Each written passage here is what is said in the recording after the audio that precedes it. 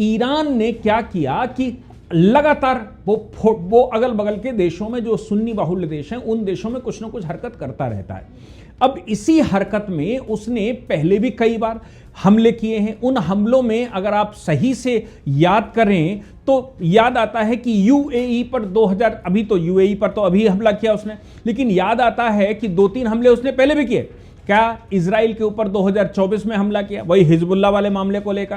फिर उसने इसके बाद इराक पर भी हमला कर दिया। इराक चूंकि अमेरिका के कब्जे में है इसलिए जनवरी 2024 में इराक पर हमला कर दिया।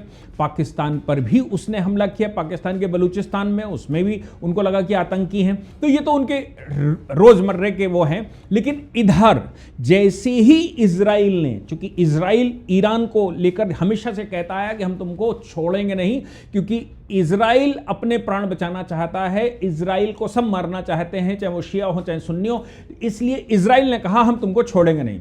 आपको याद होगा 1967-68 का वॉर, उस वॉर में भी इजराइल के पीछे 8 बड़े देश इकट्ठे हो गए थे। इजराइल की टेक्नोलॉजी है, इजराइल का जो स्वभाव है वो अपने आप में है।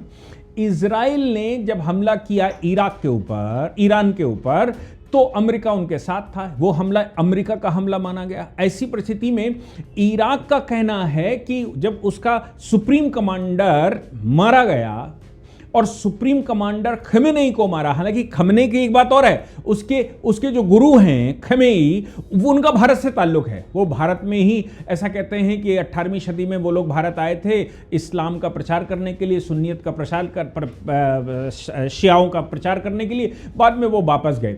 इसलिए उस समय 1967, 68 या 69 की बात है, जब वहाँ, या 79 की मुझे वो याद नहीं आ रहा है ईयर कौन सा है, जब ईरान में परिवर्तन हुआ था तब वहाँ शाह की सरकार हुआ करती थी। तो उन्होंने इनके गुरु खमेनेई को इसलिए बंद किया था कि ये भारतीय मूल के हैं। तब उन्होंने बाद में कहा कि हम भारतीय मूल के नहीं हैं, मैं यहीं का हूँ, मैं तो, मेरे पूर्वज प्रचार करने गए थे, हम वापस आए और हम इस्लाम का प्रचार करने वाले लोग हैं।